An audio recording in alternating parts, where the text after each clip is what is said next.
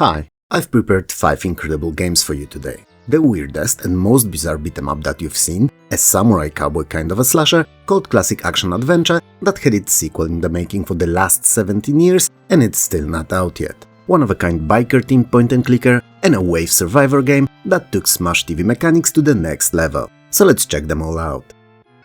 Pulirula, or Pulirula as it actually stands on the gamebox, or even Pulirula in original Japanese, is a quirky Sega Saturn side-scrolling beat-em-up and a one-to-one conversion from the arcade original. It is set in a magical world of Radishland, a world full of bizarre and weird creatures and characters, and one where radishes are big and aplenty, and I like radishes. Anyway, Radishland also keeps its flow of time controlled by the so-called time key, and that's the most important thing in the game's story. Now, how does that time key work mechanically? I don't know, but I suppose someone's there winding it up like an old-timey watch from time to time to keep the time moving at a steady pace. That's like way too many times in one sentence. Either way, the idol of Radishland was not bound to carry on, and an evil and unknown to the citizens of the land man appeared seemingly out of nowhere and stole the time key, which as you can guess, may prevent the time from flowing. I would have loved my personal body time to stop at around when I was 24, but sadly no one stole my time key. Anyway, the towns and villages are affected one by one, and when it was time for our game's hero's town to suffer, I know, sounds silly, suggesting that there was time for anything when it actually stopped, but whatever. The town elder requested two teens, Zack and Mel, to take it upon themselves to defend the settlement. He also gave them a magic stick to dish out justice with, and then send them out alone to their deaths. But what he couldn't have predicted or known, Zack and Mel are actually a pair of unlikely badasses and took the saving of their town to their hearts. Pulirula had 2 releases, Japanese and international, and the Japanese one, the one that you're watching by the way, is the one that's faithful to the original. International release was for some reason censored, which is weird, as well there are some questionable and really weird design choices in the game. There's nothing too spicy and suggestive anywhere to upset anyone's sensitivities. Or at least, that's how I feel about it. I mean, for instance, there is a stage in which in the background there's a wall with doors, and out of 2 of these doors, female legs in red tights stick out, occasionally blocking the passage. The door between them opens up every now and then, releasing a pink elephant. I mean, I know how it sounds like, but as you can clearly see, it's nothing graphic and shouldn't really be a problem. And yet, someone at some point found it and was like, oh, no, I don't want my kids to see it. And then pet their cat sitting alone, childless in a large empty house. Hold on a sec, that sounds suspiciously like me. Short of that large house, that is. I don't own one, not in this economy. Anyway, other than the few odd censoring choices like this one, both of these versions play largely the same and are equally as good, so whichever you manage to get, you should have as much fun. Pulirula is your classic side-scrolling brawler in which you go from stage to stage, pacifying hundreds if not thousands of enemies and fighting really weird bosses. Its most distinctive difference from the genre classics are the designs of all the bodies, as they border on bizarre and insane. I mean, you can see for yourself, right? Some of them are really out there and it's hard to tell what the devs had in mind, but in the same time they are so interesting that you just want to carry on to see what else is there in the store. Pulirula may not be the best beat-em-up you've not played, but it's definitely one of the weirdest ones, and if you ever get a chance to experience it, either in the arcades or on the Sega Saturn, you definitely should, as it's its own unique thing.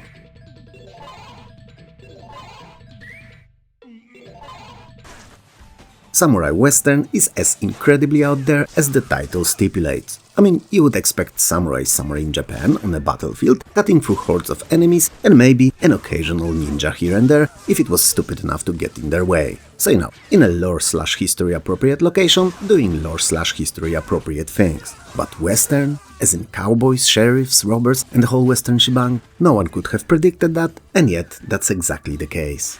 Samurai Western is set in the 1800s in the American Wild West. You play as Gojiro Kiryu, an honorable samurai warrior who had to travel to America from Japan to find and kill his own brother, Rondo.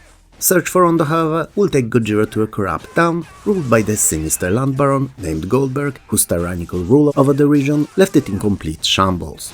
While initially, Gojiro is dead set on finding his brother only, soon enough his sense of justice and warrior's code will take the better of him and he'll be drawn into the conflict with Goldberg and his goons. And these are a really varied bunch, from your typical for the setting gunslingers, machine gunners and explosive sporting crowd to even oriental-inspired swordsmen. You know, swordsmen that the Wild West was so well known for. Anyway, the game throws them at you at an alarming rate and leaves you there to deal with all of that. which you do in a truly hack-and-slashing format, leaving whole towns worth of bodies behind. Or not, because sometimes the number of bodies attacking all at once can be so obscenely high that managing them all and surviving becomes a real challenge. Which on the flip side I suppose is good, as it keeps you engaged and alert all throughout it. So it's a twitch reaction kind of a game in which constantly moving, dodging enemy attacks and chaining series of successful hits is a key to success. And yeah, the emphasis on movement and speed is definitely there, and the endurance test that your wrists will be under playing Samurai Western is no joke.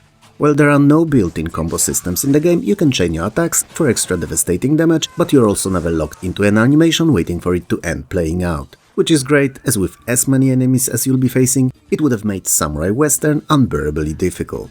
Each time you acquire one of the several weapons, you are given access to a new stance, and they all feel unique too, offering different benefits and downsides. I mean, do you go for something faster but weaker, or a slow giant of a sword that when connecting, cuts through the enemies like knife through butter? Either way, you will have to learn and master all of them to beat the game. Completing stages rewards you with skill upgrades, new swords and different pieces of wearable gear, like cowboy hats for instance. And let me tell you, playing as a samurai in a cowboy hat makes you feel that extra kind of cool. But other than the looks, these items also raise your stats, such as attack, agility or defense, and picking the right ones for your intended playstyle is rather important. Whenever the rage meter is filled, Gojiro's attack and defense are raised considerably, and for the short time he truly becomes that oriental killing machine that I made him out to be from the very beginning, slicing and dicing cowboys and cowgirls and deflecting bullets. You know, the avatar worthy of being played by you. It could be argued that Samurai Western is just an infinitely repeatable slasher, and truth be told, for the most part it is, but it's also an action-packed romp that will keep you coming back for more and wanting to complete it. It's a good, but not great game, and one that's definitely a sleeper hit in PS2's library.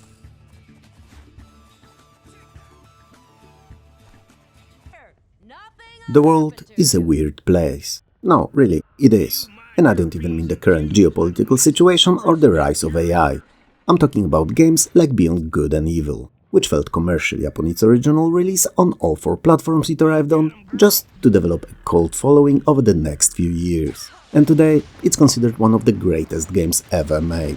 And no wonder, as it's an adventure like no other that mixes linear progression with freedom of gameplay and an excellently told story in perfect proportions. It's a gem that never got a chance to shine, and one that today is mostly forgotten. Beyond Good and Evil is a third-person perspective action-adventure game. It is set in the year 2435, 3 weeks after Netflix ceased to exist on a remote mining planet, Hillis. And when you're in a remote location with no Netflix, that's when the weird things begin to happen. The evolution never stops and keeps the world going, and by the time that the game takes place in, humans are not the only species populating the galaxy, and anthropomorphic animals are an important part of the futuristic society, which you know has its upsides, but also leaves us in a situation in which eating bacon can be considered borderline cannibalism, and that sucks. The game starts with the Hillis being invaded by the Dom Z, aliens that abduct other beings and either drain their life force, which as you might have guessed, sucks too, or turn them into their mindless slaves, which sucks that little bit more. What's more, before the invasion the government on Hillis has just changed, and the planet fell under the rule of a military dictatorship called the Alpha Sections. And yeah, that also sucks quite bad. Point is, the future is not a great place to be, at least not on Hillis. I mean, they don't even have Netflix. Who doesn't have Netflix? Everyone has Netflix. And if you thought that all of that was bad, it's worse. As it turns out, Alpha Sections may have actually been cooperating with the aliens, feeding them what they need in exchange for a total, complete and never-ending rule of the planet. At least supposedly. And that's pretty much as much as I'm willing to spoil from the story. You play as Jade, a young woman who along with her best friend Paige, a half-man half-boar, live in an old lighthouse taking care of the children orphaned by the Domzi raids. When Domzi attack the lighthouse and abduct some of the children, however, Jade and Paige are left with no choice but to embark on a quest to save them. But what started as a rescue mission will soon enough evolve into a campaign against Domzi's High Priest, an architect of the invasion, and General Keck, leader of the corrupt Alpha Sections regime. So while you'll be fighting off aliens, you also collect evidence of Alpha Sections' betrayal and collaboration with the attackers. Beyond Good and Evil is a mostly traditional action-adventure, with all the running, jumping, climbing and shooting you'd imagine one to offer, but it also offers some stealth elements that keep it fresh and the gameplay varied. These sections are rather demanding, and despite the game's cartoon-like presentation, feel a bit like the original Metal Gear Solid. So while you can fight if necessary when detected in most of these, it's quite risky, and it's just much better to stay in the hiding. And especially that some of these stealth challenges auto-fail when you're found. The game is also chock full of puzzles, mostly of the environmental kind, but some of them may require using skills of your companions. They are not too demanding though, so will never stop you halting your progress. While you are accompanied by page in most cases, there will be others joining you as well, and while you do not have direct control over these characters, you can issue some commands to them, and their skills are often not only helpful, but downright necessary to complete the game. While fighting enemies, collecting evidence and solving puzzles, you will also take pictures of different alien species, which bring you a steady supply of pearls, a currency of the game. And pearls can be used to upgrade your hovercraft and spaceship that you'll be using all throughout your adventure. And since unlocking some of the new areas may require these upgrades, try to always keep them both updated. Interestingly enough, there are quite a few sub-missions and minigames in Beyond Good and Evil, and these, while technically speaking unnecessary, keep the game fun all throughout its run. Beyond Good and Evil is a truly fantastic experience that plays great, looks nice thanks to its cartoonish-inspired presentation, and on top of that, it's accompanied by a surprisingly deep and timeless story that is as relevant today as it's ever been. While the sequel was first announced in 2008, the game was perpetually delayed over the years and went through turmoil of changes, including a death of its then director, Michel Ancel. And even if it wasn't officially cancelled, the potential release date for it is difficult to speculate given what's been happening within Ubisoft over the last few years, and we can only hope for it to come out at some point. For now though, playing the original leader in its 2003 iteration or the 2024 remaster is the best way of experiencing the future of 2435.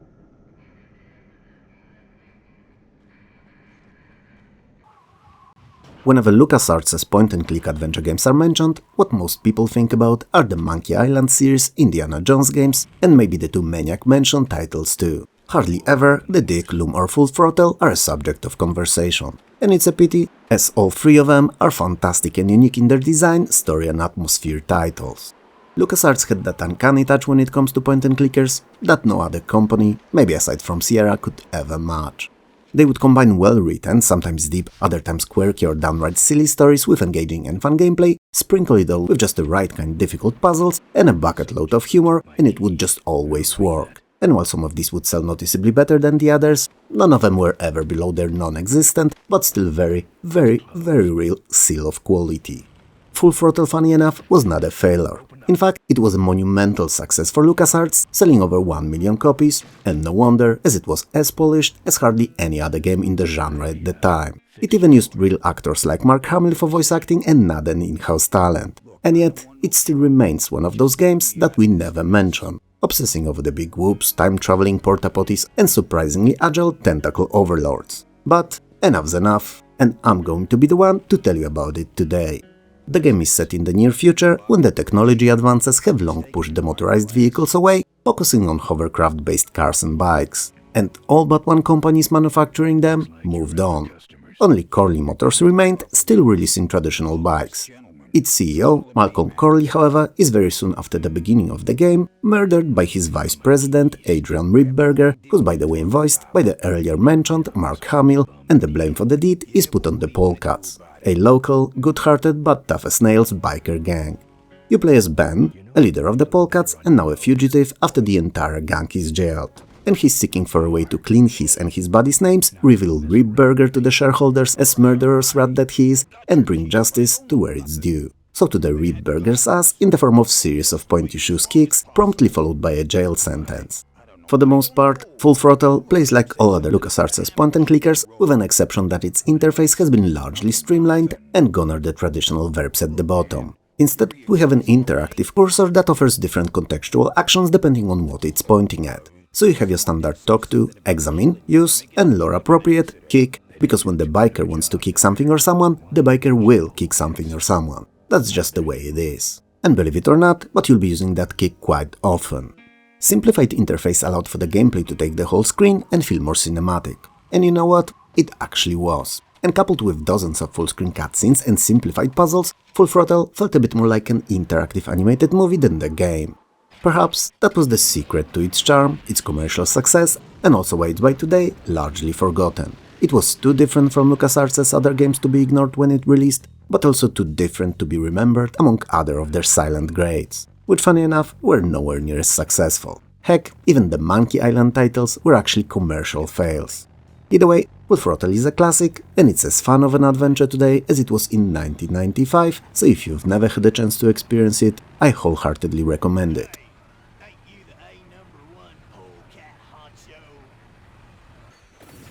Vampire Survivors is a crack in a video game format.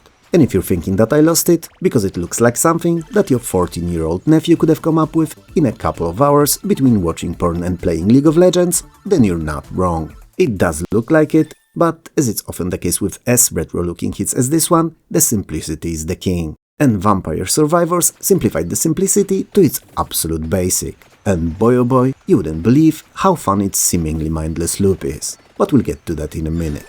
If I was to classify Vampire Survivors somehow, I'd say it's a roguelite shoot-em-up. But I'm pretty sure that someone would really like to question that shoot-em-up part, possibly the roguelite too. So instead, I'll paint you a picture. Imagine a game that's basing its theme and presentation on the Castlevania games of yore, setting it all in a Smash TV environment but on large scrolling arenas, and adds a slew of random elements to it for that aforementioned roguelite factor.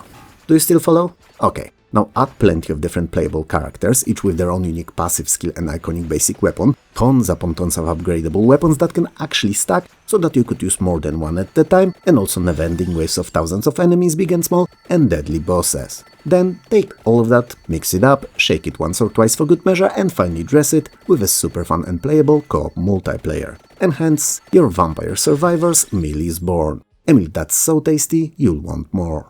But what about that shoot-em-up? You've been saying it's a shoot-em-up too. Yes, I was, and I stand by it.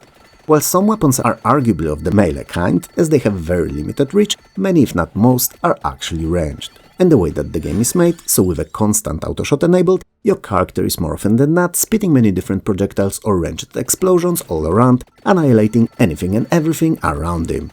And since the only thing that you actually really control is movement, the gameplay loop is very intuitive and easy to get into. Mastering it, however, is not easy at all. And while the small bosses / elites are easy to defeat if you've picked the right combination of weapons, when the overall gameplay timer runs out, and eventually it always does, the enemies are cleared from the screen and the super powerful Megaboss Reaper spawns. And he is a real bastard. He truly is. I've not once managed to beat him, and it usually takes him just a few seconds to show me how great having your guts spilled on the floor is.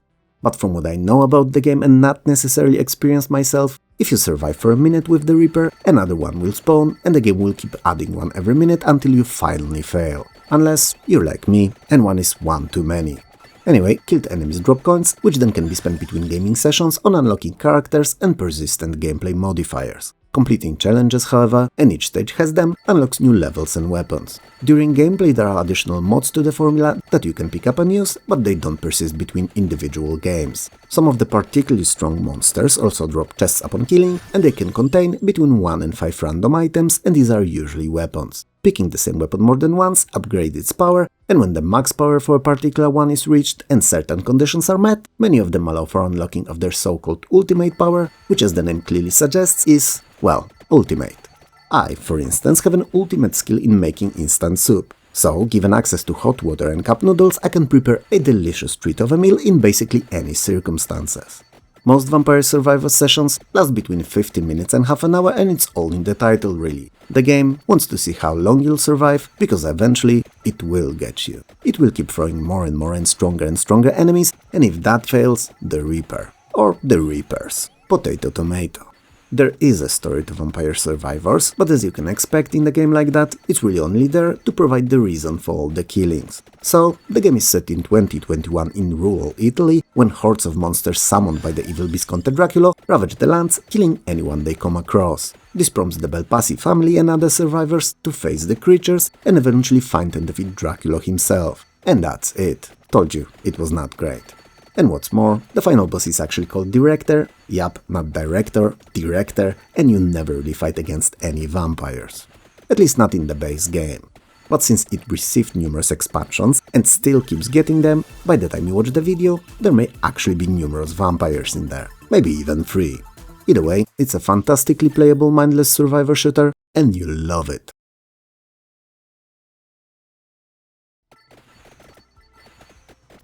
How did you find today's selection?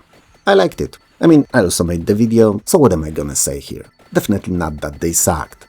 but I actually really did. And especially that despite being a very recent game, Vampire Survivors actually plays like the best of the best classics. And by that I mean those of C64 and NES era.